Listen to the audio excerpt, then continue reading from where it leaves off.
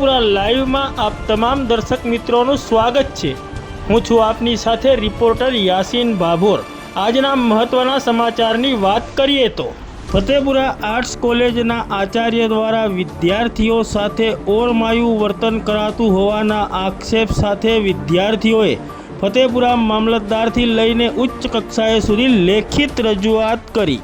ફતેપુરા તાલુકાના મુખ્ય મથક ફતેપુરા ખાતે આવેલ આર્ટ્સ કોલેજના 3 વિદ્યાર્થીઓ મનોહર ડિંડોર, કમલેશ હરિજન અને યાસીર ગુડાલાએ ફતેપુરા મામલતદાર સહિત ઉચ્ચ કક્ષાએ રજૂઆત કરતા જણાવ્યું છે કે ફતેપુરા આર્ટ્સ કોલેજના આચાર્ય દ્વારા વિદ્યાર્થીઓ સાથે ઓરમાયું વર્તન કરાતો હોવાનો આક્ષેપ સાથે તેઓએ જણાવ્યું છે કે આર્ટ્સ કોલેજના વહીવટી તંત્ર દ્વારા તેઓને અન્યાયી રીતે પરીક્ષામાં બેસતા અટકાવવામાં આવ્યા છે।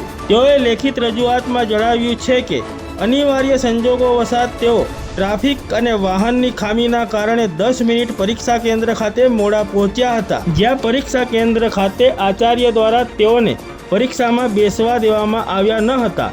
વિદ્યાર્થીઓએ તેઓને ખૂબ જ વિનંતી કરી હતી, છતાં પણ તેઓએ તેમને પરીક્ષામાં બેસવા દીધા ન હતા, જેના પગલે આ વિદ્યાર્થીઓનું માત્ર 10 મિનિટના વિલંબના કારણે આખું વર્ષ બગડે તેવી પરિસ્થિતિનું નિર્માણ થયું છે અને પરીક્ષામાં બેસવા ન મળતા વિદ્યાર્થીઓ પણ માનસિક તાણ અનુભવી રહ્યા હોવાનું પણ વિદ્યાર્થીઓએ જણાવ્યું છે। ત્યારે આ સમગ્ર મામલે વિદ્યાર્થીઓએ ફતેપુરા મામલતદાર તેમજ યુનિવર્સિટીના રજિસ્ટ્રાર અને શિક્ષણ વિભાગની કચેરી દાહોદ તેમજ શિક્ષણ વિભાગની કચેરી ગાંધીનગરને સમગ્ર ઘટનાની લેખિતમાં જાણ કરીને તેઓને ન્યાય અપાવવા માટેની માંગ કરી છે। ત્યારે હવે આ સમગ્ર મામલે વહીવટી તંત્ર તેમજ શિક્ષણ વિભાગ દ્વારા શું પગલાં લેવામાં આવે છે તે જોવાનું રહ્યું।